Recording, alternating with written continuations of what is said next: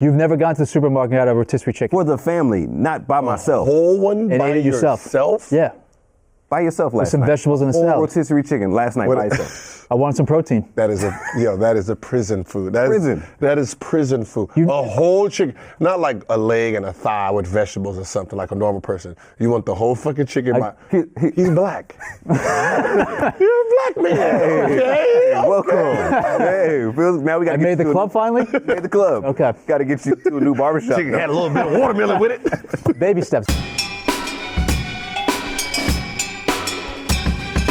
Welcome back to Out of Bounds. I'm Pierce Simpson. On today's episode, we're going to recap the Boston Celtics beating down the Cleveland Cavaliers. And, of course, we're going to look ahead to tonight's matchup between the Houston Rockets and the Golden State Warriors, along with some big news in the NFL. But before we do all that, I'm joined here by Complex Sports editor and #1 rotisserie chicken eater in America, Mr. Adam Caparell. Get on the wave.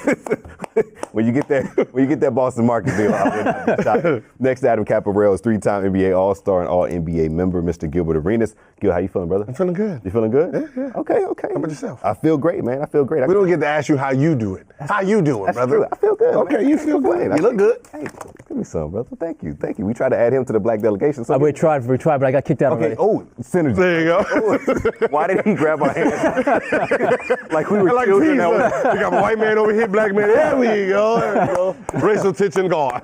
Make that a gift We later solved the on. country's problems. We need to make that a gift. He grabbed our hands like we were children. He was like, here, The struggle pound. I'm a grown ass man. No, He grabbed my hand and just high school fights in my hand. Go. Oh, man. How that works. We are starting off very, very strong. But, of course, as I mentioned at the top of the show, last night the Boston Celtics handled business at home, beating down the Cleveland Cavaliers 96-83 in Game 5 to take a 3-2 series lead as the series shifts back to Cleveland. Jason Tatum led the Celtics with 24 points and 7 rebounds. Jaylen Brown chipped in with 17. Al Horford with 15. Marcus Smart and Marcus Morris both had 13 each. LeBron James, who seemed to be tired throughout the entire game, he had 26 points and 10 rebounds. Kevin Love was the only other Cavalier player in double digits with 14 points. J.R. Smith and George Hill combined 2 for 11 from the field for 9 points. The Cavaliers shot an atrocious 9 for 34 from the three-point line. They also had 15 turnovers compared to the Boston Celtics' 8 turnovers. So aside from everything that I just mentioned, Gil, what went wrong for the Cleveland Cavaliers? It's everything? No. It's showing. It is fucking glaring out there that, with Tristan Thompson, J.R. Smith, and Hill combining for a total of 10 points. That can't happen. Not right now. That cannot happen. The Cavs need you guys to score, and you're getting outscored by 21 combined to the players that's in your position right now. So at this point, it's like, yo, shoot the ball, score the ball, try to be aggressive. And the fact that when you were aggressive in game, 3 and 4, you guys won. Exactly. You go back to what you were doing before, trying to play point guard or whatever, you get your ass beat. But, take away the first quarter. It is a competitive game. It was a tie game. Yeah. It was exactly a tie game. It was exactly tied if you take away the first quarter. So as bad as Cleveland's played, I mean, they just gotta be ready to play. Cap, like I mentioned, LeBron 26 and 10, but looked exhausted, had some turnovers that were not like his usual self. So maybe like Doris Burke mentioned last night that he seemed exhausted, and Allie Clifton for the Cleveland Cavaliers said that he was exhausted. So do you think that played a factor in the Cavaliers? I mean, it had to, but also, it's more just a case of you asked, what went wrong with the Cavs? Why is the supporting cast so allergic to the road?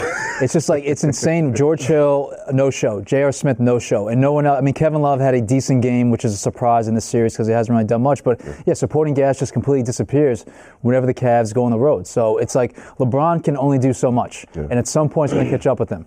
And he is 33 years old with basically 17 seasons on a body that's played 15, regular seasons. So it's there's only so much he can do, especially on the road. He has to have some help. Once again, he got none on the road, which is just so typical for the Cavs. So you tell me, why are these guys so bad on the road? It's not even that they're bad. They're just not.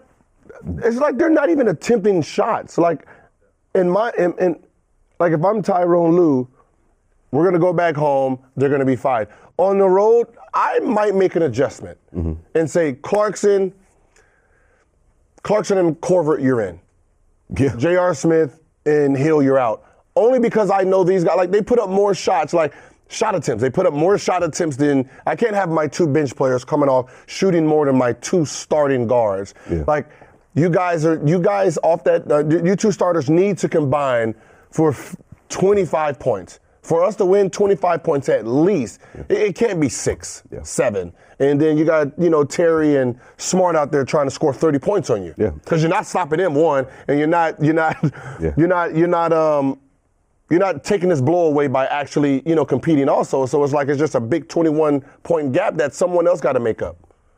So now LeBron has to score 50 just to clear up you 2 guys. Yeah. After the game last night, LeBron was asked whether or not he was tired. He mentioned that everybody at this point in this season seems to be tired. But where stats can be a little misleading, Kevin Love was the only other Cavalier in double digits with 14 points. Mind you, he got 10 quick points early on, but got in foul trouble with 2 fouls and sat down. So that was in the first quarter. The rest of the game, just 4 points. So the supporting cast for the Cleveland Cavaliers are just non-existent. And before I get to y'all's question about whether or not they can take Game 7, was LeBron's performance in Game 5 kind of reminiscent to what we saw of like Kobe of years past, where he's like, okay, I'm gonna prove a point and just pass the ball? No, but that's even weirder because Kevin Love has 10 points in the first quarter, and that's the quarter they get blown out.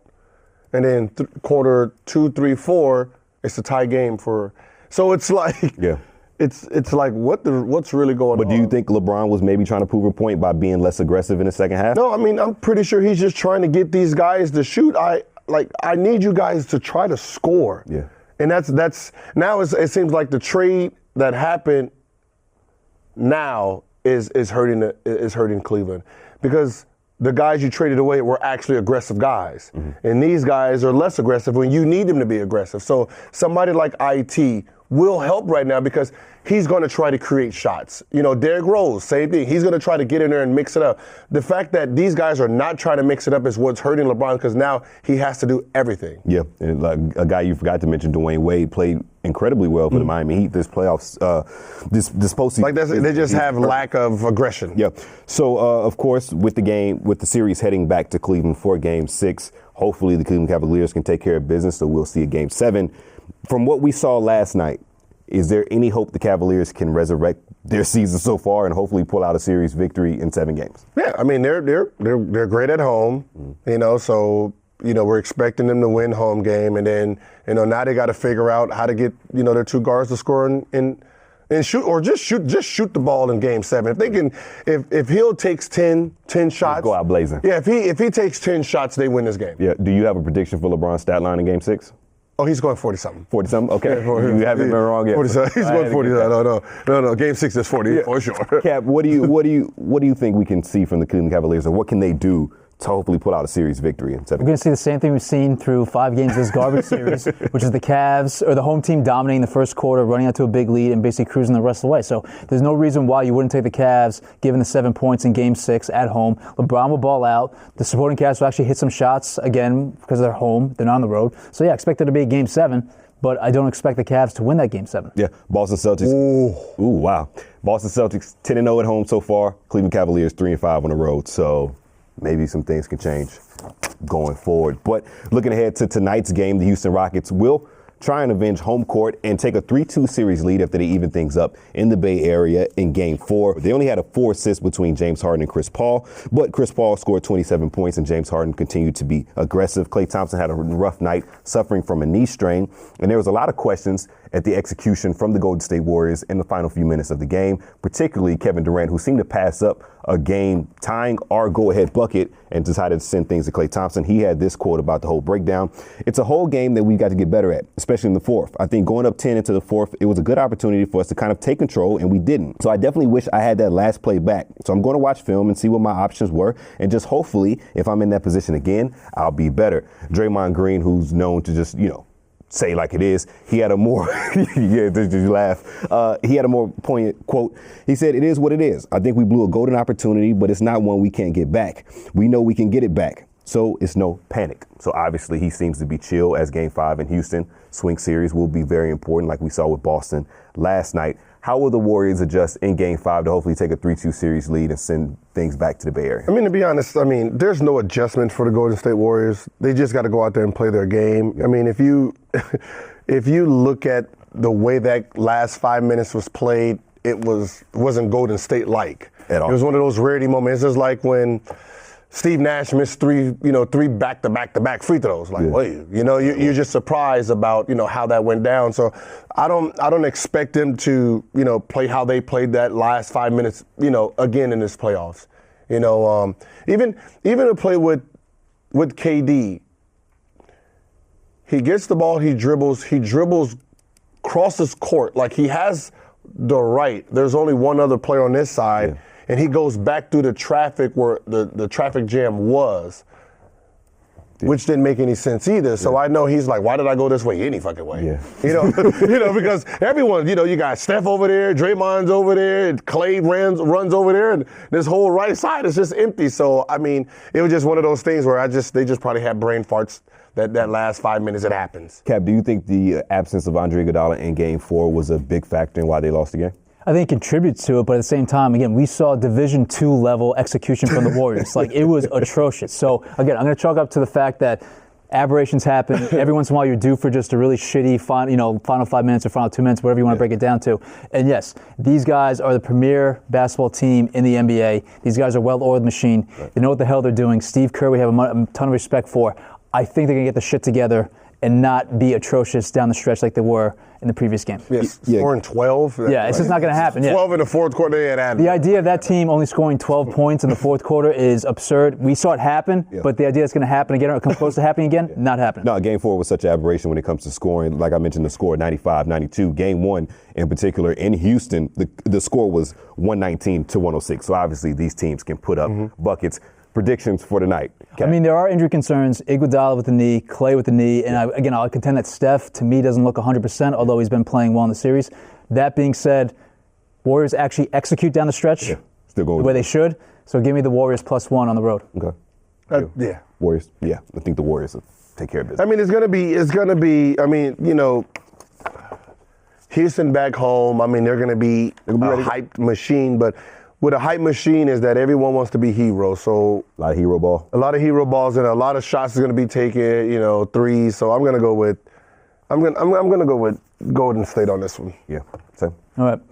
Switching gears, and this one may get a little bit heavy, but we have to talk about the NFL after the owners passed a new national anthem policy, and shocker, the players hate it. So the league announced that owners unanimously approved a new national anthem policy that requires players to stand and, quote, show respect for the flag in the anthem if they're on the field during the singing of the anthem, but allow them to stay in the locker room if they prefer. So what exactly that kind of constitutes in terms of showing respect is unclear right now, but in the new policy, the league says it will fine teams a yet undisclosed amount if any player or personnel on the field are deemed to have disrespected the flag or anthem, and fine teams then can in turn decide if they want to actually put the fines on the players or the personnel for showing up or doing any sort of demonstrations. Obviously, this elicited a ton of response from the players and a few owners actually too, but we'll start with the Players Association that took major issue with the lack of basic consultation from the NFL on their part in instituting this new policy. And the Players Association said this, quote, the NFL chose to not consult the union in development of this new policy. NFL players have shown their patriotism through their social activism, their community service, in support of our military and law enforcement, and yes, through their protests to raise awareness about the issues they care about. The vote by NFL club CEOs today contradicts the statements made to our player leadership by Commissioner Roger Goodell and the chairman of NFL's Management Council, John Mara, about the principles, values, and patriotism of our league. Our union will review the new policy and challenge any aspect of it that is inconsistent with the collective bargaining agreement. Obviously, Roger Goodell had to weigh in on this, and he responded to the NFLPA statement in a news conference saying this, quote, we've talked to tens, if not hundreds of players about this over the last year or so to get their input, to understand their position, and again, to respect them, as I think we've stated here. But if you parse through Goodell's initial statement with the NFL, you can definitely call bullshit on plenty of the things that he said. Now, some people deem this a win, and the predictable people that will deem this a win will be the MAGA sector. Of course. And Mike Pence, vice president, obviously chimed in on this, and he tweeted out hashtag winning and an American flag emoji with a grab of a CNN story that called the policy, quote, a stunning victory for President Trump. And obviously, the commander and clown, Trump retweeted the Pence from the official POTUS account. But again, players sounding off big time, and they had a lot of bad things to say about this policy and kind of really did not hold back. We'll start with Tyrod Taylor. He had this to say, quote, "To make a decision that strong, you would hope that the players have input on it, but obviously not. So we have to deal with it as players for good or bad thing." And I think maybe the most interesting quote was Malcolm Jenkins, obviously the Eagles defensive back who has been very boisterous about his stance with social activism, been a leader, I think, with the protests and kind of the whole demonstration scene. And he had a long statement. We'll kind of parse it a little bit, but he said, quote, "While I disagree with this decision, I will not let it silence me or stop me from fighting. For me, this has never been about taking a knee, raising a fist, or anyone's patriotism, but doing what we can to affect real change for real people. Hashtag the fight continues." I can rip off a number of different quotes from different guys. I think Chris Long had some really interesting things to say. Yeah. There's a really interesting tweet from Robert Klemko, Sports Illustrated writer, that said he talked to a bunch of different players who said that they're now going to discuss ways to skirt the NFL rules just to spite the league over this. So, guys, I guess to start things off here, your initial reaction to the NFL's new policy? Complete bullshit. Amen. Because it further perpetuates the notion that these players were protesting the American flag and what the American flag stands for, or the military. And then it, in a weird way, it gives Donald Trump satisfaction in thinking that he spurned this action from the NFL. The players were never disrespecting the American flag, or our troops, or the military, or what the flag stands for, and the people that have come before. They were protesting the social injustices that people of color have faced for years. And the fact that the NFL has created this BS notion that it was because of the flag. No, the NFL didn't. It's whack. The NFL didn't create it. Trump created it. Trump created the notion of the guys are out there disrespecting that flag. So what he did is he brought an issue that has nothing to do with sports. Mm-hmm. And he made the rest of the public, the fans, say, listen, you know that flag you guys are standing for? They're disrespecting it down there. So now you have all these fans, at first didn't give no two shits about none of it. Mm. Now he gave them a reason to fight against the players, to fight against the NFL. Like, they're disrespecting this flag right in front of you guys. Then it became an NFL problem. Now the NFL is sitting here like, wait, this protest they're not protesting us. They're not protesting this flag. They're protesting an outside problem. I don't have no problem with it. But now everyone's losing money over it because Trump decided to make it an NFL issue. Now you have quotes of, we're going to find ways to just despite the NFL. I thought this didn't have nothing to do with the NFL. Well, see, that's why I think that's just such a fallacy at this point to insinuate that the NFL is losing money behind this. That's not true. We've seen the Baltimore Ravens brass say that their attendance was lacking because of these protests. No, your attendance is lacking because your team is trash. But let's be honest. We haven't seen tangible evidence in terms of monetary value. No one has evidence right now to say that these protests and the social activism that the players have shown on the field has directly affected owners' bottom lines. We haven't seen definitive proof saying that this owner lost $20 million because of these protests. But that's the problem. Blah, blah, blah. That's the bottom line problem that no one's talking about. Is like, all right, Cap, we understand what your problem is. It's with the police department injustice. Okay, what does that have to do with the football field at this moment? But this is your platform. This is your job. But this is your platform. Your platform is your Instagram. Your platform is your Instagram and your social media. This is your job. But this is not your platform. But what I'm doing. This is my job. If anybody protests at their job, will be fired. But me protesting the anthem is not affecting the product on the field, which the fans come and see the product on the field. They're not coming to see what. But the end of the day is, why are you doing it at I own this business. Why are you doing it to me? Like, if I'm coming to you as Cap, why are you doing it here? I have not done nothing to you. If you have a problem with the police department, go to their address. But you're operating off that assumption. You're saying that the owners are saying that because you feel like they're losing money. And I don't think they're losing money. I think this is just a false narrative. You're giving them a black eye that they didn't deserve. But you're not, though. If you look at a team like the Philadelphia Eagles, who have some of the most active social people that are players that will speak on social justice issues, they just won a Super Bowl. And Super Bowl, someone was going to win it. I'm saying, but they haven't. That didn't affect their attendance. That didn't affect. We don't know what it's affecting. I doubt it. I highly doubt it. But it's affecting something. But are those fans boycotting them? What I'm saying is, it's affecting something because people have to react. The only thing that we can point to, Gil, that maybe is being affected is that our ratings down for the NFL. Yes. Yes, slightly. I mean, if the ratings are down, money is down. No, but we can make a case that ratings are down because of some other reasons too, not just because of protests. You can make a case that the NFL is oversaturated the market with games. But it still goes back to why is this an NFL problem? It's only because Donald Trump decided he was going to take, okay, they're kneeling during the flag. Ooh, patriotism. Football fans love patriotism. Hey, they're disrespecting this flag. So with this, when you look at what they wrote, they're writing it towards the fans. See, all that the NFL is, they got to pick a side. Go with the players or go with the people who pays me for me to pay the players. So I'm going to go with the players. I'm going to go with the fans. So that's who they're shifting towards the fans. But Gil, here's the thing. Oh, all right, so I'm going to fight you on this. I'm going to call it, Pierce, I think you had some really strong statements in the first part of the segment. I threw the question to you, and I really like what you had to say. I'm going to call complete bullshit on two things. Number one, I don't understand why in this country we still have the anthem played before these sporting events. I thought sports was supposed to be a diversion from everything else in life, and we politicize an aspect of the sporting event by playing the anthem. Yeah. There's no reason to have the anthem played at a sporting event. Absolutely no reason. Baseball should get rid of the God Bless America that's played at Yankee Stadium every single game and also on Sundays across. Because they pay. Yeah, but why? But you don't need to take that money. It's money. And again, you're politicizing something that's supposed to be separate from everything else. And let me get to one more point. Big time hypocrisy. So the league can come down on players that are going to show up or potentially, protest against the anthem, while it's being played in the stadium. Yeah. What the fuck are you going to do with the fans taking a piss or getting a beer, walking to their seat, on their phone, doing other stuff? What are you going to do with them? Exactly. Nothing. Big facts. They're paying customers. Are they not disrespecting the flag? Understand. No. But if the fans do not come to the arena, I can't fine you because there's nothing to give you. Are they not disrespecting the flag?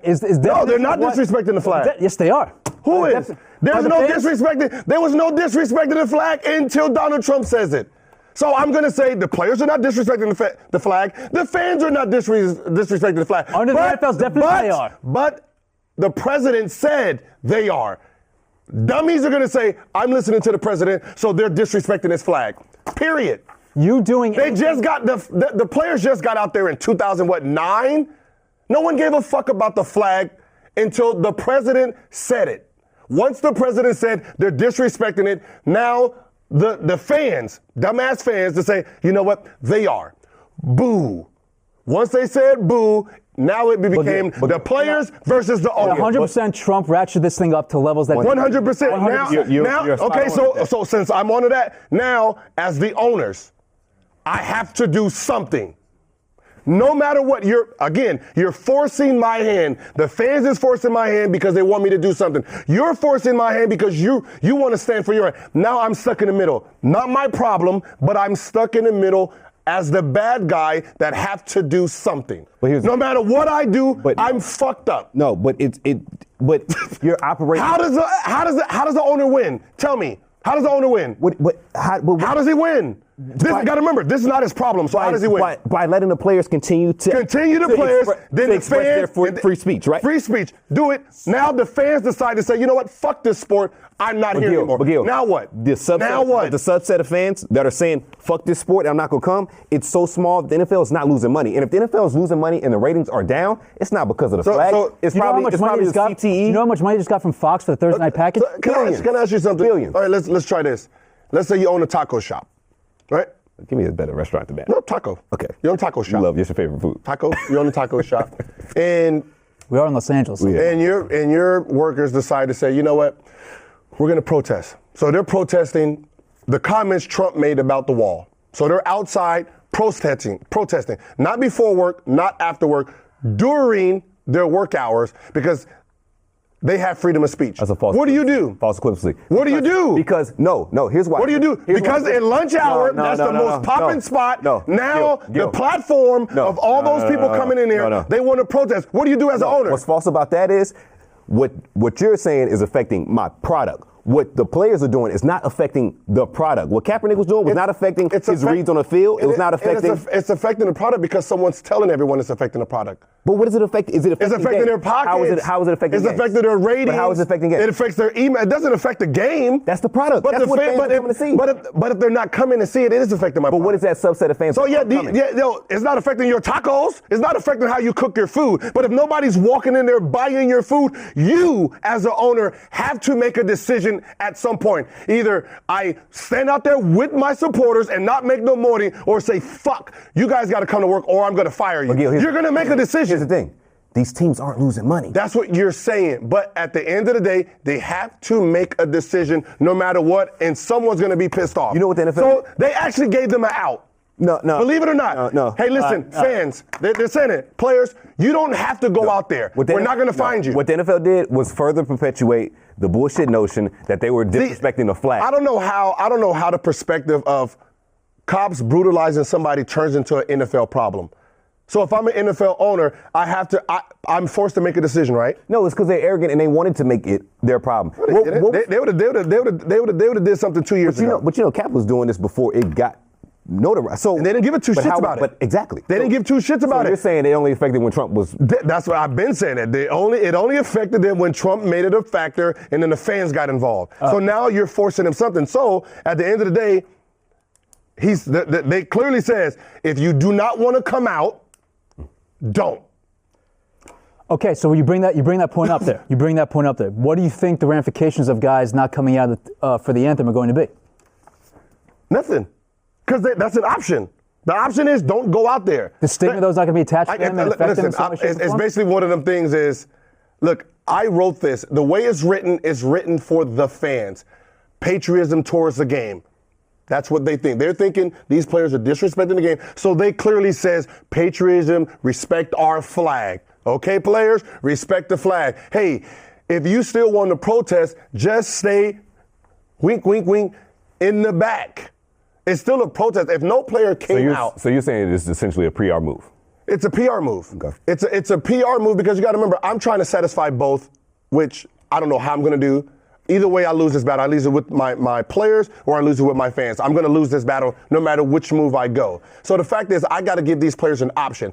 If you go in the back, I don't fine you. I can't fine you. And your contention is that these protests would be better served if they were done away from the football stadium? Who the fuck knows? You know, I understood what Cap was doing. We're on national television. I'm protesting because how I feel of what's going on.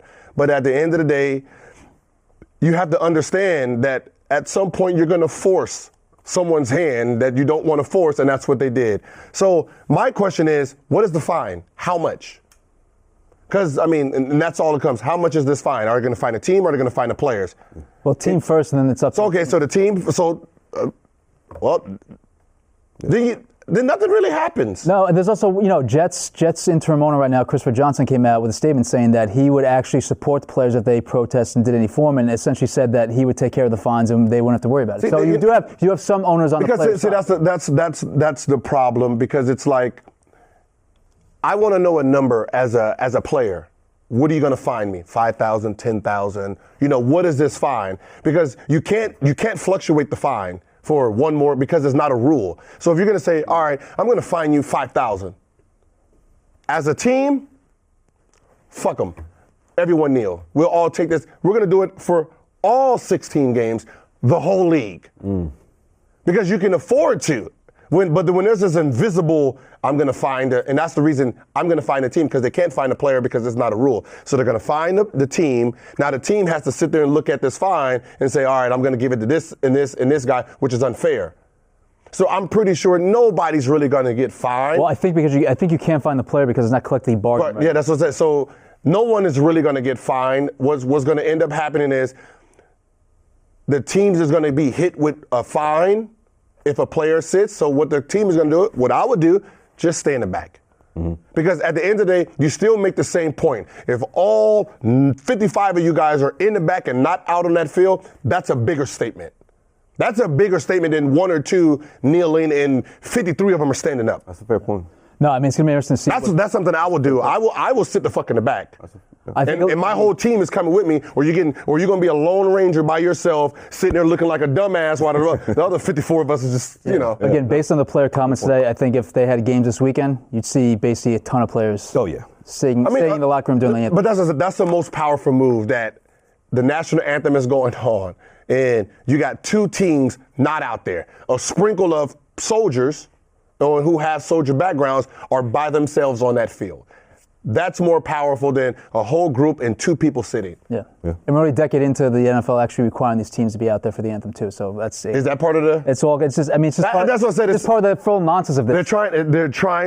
They got 2 months. They're trying to throw it out there, throw spaghetti in the wall, and just see what comes back. Yeah. It's one of those. We could clearly argue about this all day long, but we got to keep it moving. So bringing it back to basketball, we have to talk about Bucks rookie Sterling Brown, who is about ready to sue the Milwaukee police after they tased him, and the disturbing video came out on Wednesday.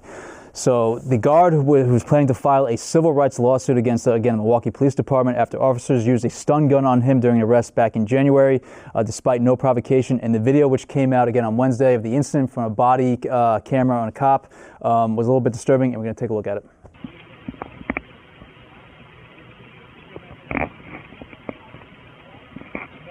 Take your hands out of your pockets now!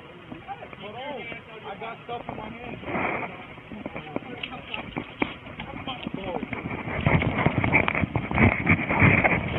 Ground! Oh, they got tasers? Hold on.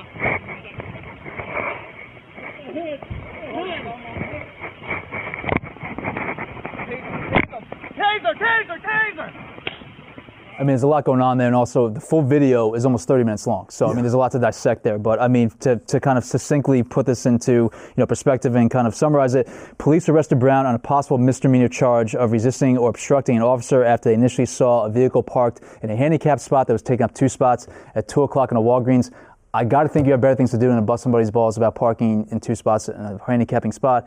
But whatever, Brown was cited for a parking violation and ultimately not criminally charged after an internal review of police body camera footage of the incident came to light. Brown actually played in a game or was present for a game shortly after this with bruises on his face. He was asked about that. Initially declined to talk about that, but obviously he got roughed up big time in the police. And then he had a statement posted to the Bucks website about this that came out, and Sterling said, quote, "What should have been a simple parking ticket turned into an attempt at police intimidation, followed by unlawful use of physical force, including being handcuffed and tased and then unlawfully booked. Situations like mine and worse happen every day in the black community. Being a voice and face for people who won't be heard and don't have the same platform as I have is a responsibility I take seriously." Milwaukee Mayor Tom Barrett said that, quote, "As a human being, I'm offended by what I saw," unquote. And he also added this, quote, "Mr. Brown deserves an apology, and I'm very sorry the Milwaukee police treated him in the fashion that he was treated," unquote. Police chief for Milwaukee, Alfonso Morales, also had this to say, quote, "Sorry this incident escalated to this level," unquote, and that an internal investigation revealed that members acted inappropriately and those members were being disciplined. Guys, do we expect justice to be served properly for Sterling? I hope so. As far as a civil case, I think there's definitely merit for Sterling Brown to win a civil case, because for him to be tased and just for 5 police officers to try and take this guy down after, like you said, being at a Walgreens at 2 a.m. and is it a good look to park in 2 handicapped parking spaces? But at 2 in the morning, because we already know that this is probably like a condom run. like I'm just being honest. Okay, I've done it before. But do you have to have 5 cops harassing one guy for parking 2 spots? No. Like,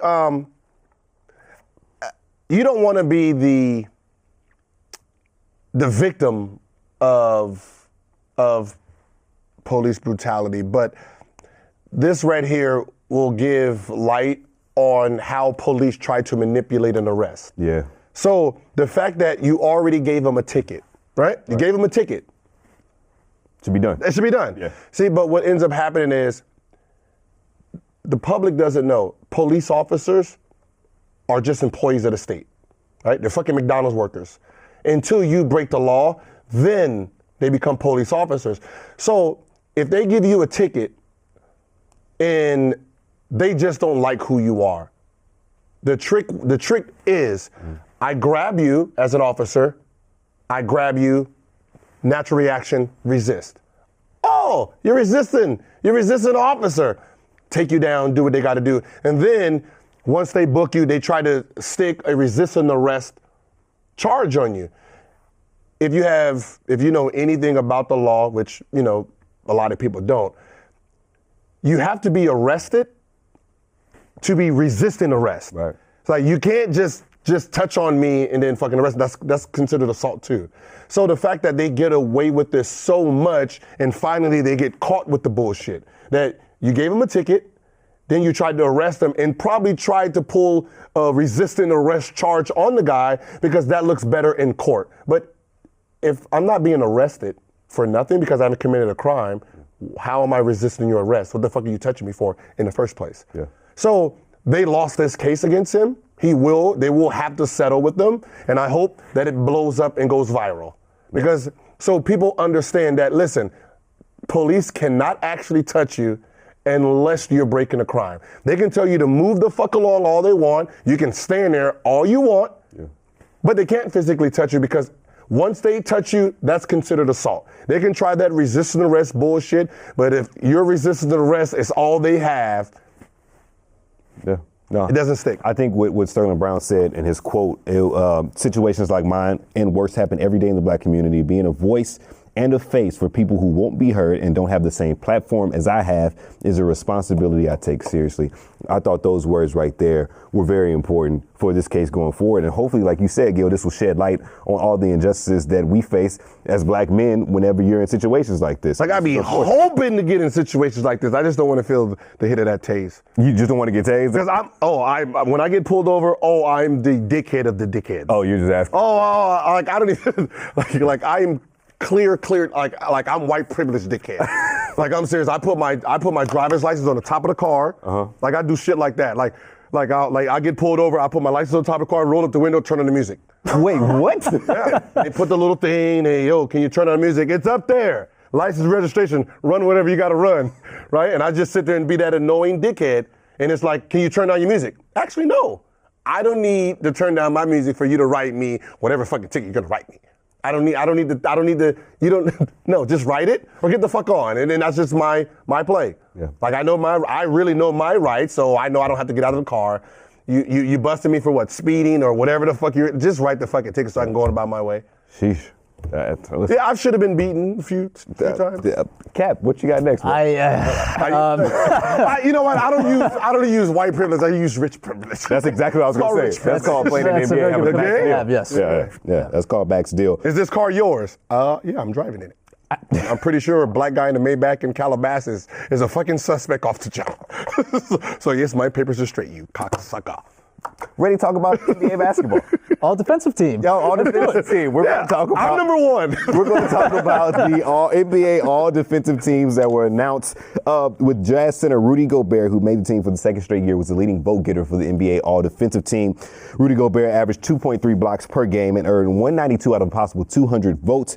Some of the rest of the team included Pelicans forward Anthony Davis, who led the NBA in blocks with 2.6 per game, Pels guard Drew Holiday, Pacers guard Victor Oladipo, and Sixers forward Robert Covington. The second team included Sixers big man Joel Embiid, Warriors forward Draymond Green, Celtics big man Al Horford, Spurs guard DeJounte Murray, and Timberwolves guard / forward Jimmy Butler. I have a name that surprised me on this list was DeJounte Murray being second team All NBA defensive, which is very impressive. I believe it's second year in the league, so that's good for him. Gil, what stood out to you on the all defensive team list? I'm so confused at what are they considered defensive players, defensive stoppers? Because if you look at it, it's like, all right, the person who led the league in blocks, and then the person who came second in blocks. Like, yeah. So if your man blows by you every single play and you get 2 blocks a game, you become a defensive player. That's what's mind-boggling because, I mean. And those guys that you say lead. 2 of these players, 4 of these players, you got 2 players on one team, 2 players on another team. Shouldn't one cancel each other out? If the guard is stopping, how are you? So you're saying if Drew Holiday is letting people go by him and Anthony Davis is blocking everything, Drew Holiday shouldn't be on the team? Yeah, shouldn't be on the team. But if he's stopping everybody, how's Drew? It's a great point. Yeah. No. How did Embiid make it? That's my number one. I remember him. I think this is just the media thing when he clearly was telling himself, in defense, like, yeah, I'm a defensive player, you know, I'm going to be all first team. I'm trying to be the best defensive big man in the league. But he didn't play no defense this year. No. I mean, block totals are okay. But if you look at his analytics, he was a better defender last year than he was this year. The idea that Joel Embiid is one of the top 10 defenders in the NBA is complete trash. Get like, all the way out. But most of these guys, you're like, wait. Y'all ready for another? Your defensive team is, you were the worst. Your team was the worst. Hey, so guess what? He's a finalist for Defensive Player of the Year. Yeah, it's ridiculous. Because he said it. He publicly said what he was doing and trying to do it, and people went with it. I'm trying to figure out how Paul George didn't make it. My biggest snub is going to be Andre Drummond, and I can list off a number of different stats. First in defensive win shares, first defensive rating, first defensive box plus minus, first in defensive rebounds, second defensive rebound percentage, and he finished 5th in blocks. How the hell did Andre Drummond not get a first or second team all defense? Because in Detroit, his team didn't win. Yeah, but I just ripped off insane. But that's what I'm saying. It's like, what are they going off of considering someone a defensive player? You can also make a case that I know we clown on him for Al Horford, but if you look at Horford's plus minus when he's on the court, when he's off the court for Boston, he makes a massive difference on their defensive schemes and how good they are locked down. And they're obviously one of the best defensive teams in the NBA. So I thought he should have been first team. But it's like he said, bad teams. Like all these players are playoff teams. One guy I thought that would have made the list that was kind of popping off early on that didn't, Kevin Durant. Yeah. Because remember, KD was among the league leaders in blocks, and we were giving him high praise for defense. So. But they give it to Draymond Green. I know, but I looked at the numbers, and KD didn't have quite defensive season that we kind of thought he was going to. He had a nosedive after the All-Star break a little bit. Like I just said, it's just weird on how they judge defensive players. It's like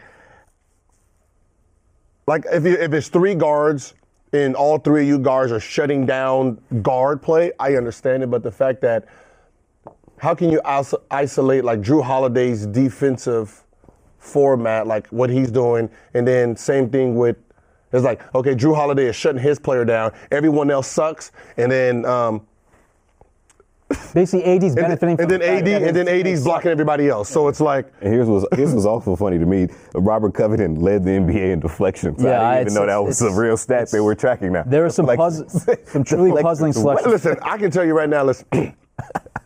I played no defense, right? Fair point. I was third in steals. Playing free safety. I'm just playing free safety. I'm just going after every fucking, like, if you look at me, there's like, why did you even do it? Look, I thought I was Flash. I really thought I could make it. You remember when he was watching the highlights, you said, why am I doing this? Why did I even go for that play? Because I was just a ball seeker. I went for the ball. Yeah, freelancing. I'm third in steals.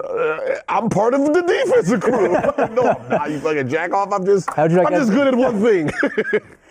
How'd you get an all-team defense with your third? Oh, I didn't make all-team defense. They would have been stupid for that one. I would have fucking said something like, wait a minute, whoa. Well, they're still stupid based on some of the selections. Yeah. The fact like you rattled off the stats for Andre Drummond, that's I don't know how you not make big hand wave. But that's Drummond. I mean, like, this would be funny.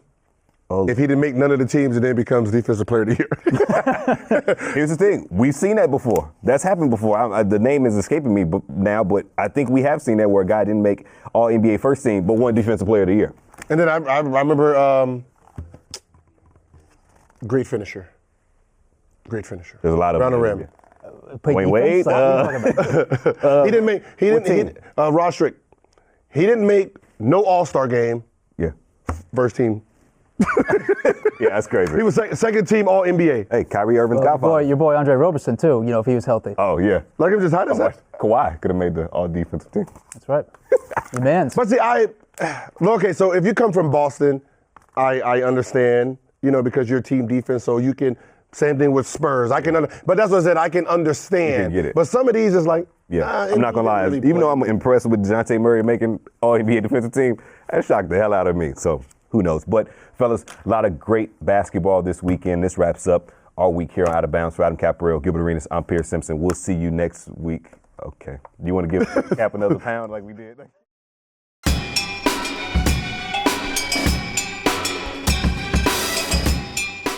Yo, put our hands together. Yo, I've never felt like a child more because I couldn't do nothing. He just had my arm and just pulled it. I really want to know what that fine's going to be. Yo, I am straight up sweating from that segment. Oh, it was, hey, listen. You got like 5 layers on. How are you not sweating? Listen, you know it's... That's chicken with so... it's that chicken. Mike, by the way. You know it's fucked up when the president writes winning. Yeah, right. When I saw that, I was like, this is absurd. Was this 2007? Where are we living? Like the president's tweeting, hashtag winning. What an emoji. I didn't realize Tiger Blood was still a fucking Right, like, Winning. I used to hate that. Winning. winning. What player said that to you on the court that made you hate it? Now, remember, it came in with Charlie Sheen. With Charlie Sheen, yeah, Charlie yeah. Sheen didn't run that shit. Yeah. Every annoying But white I just girl want would go to the tops off a to drink. I just want to know the fine. Exactly. Because you couldn't do this to an NBA team. You couldn't do this to NBA players. Because they guarantee. Yeah, but you guys we're are not allowed to guaranteed. act out though. But we're guaranteed. So if you're going to fine me, like, all right. Oh, shit. My knee hurt. Knee hurt. I'm going to miss the next 10 games.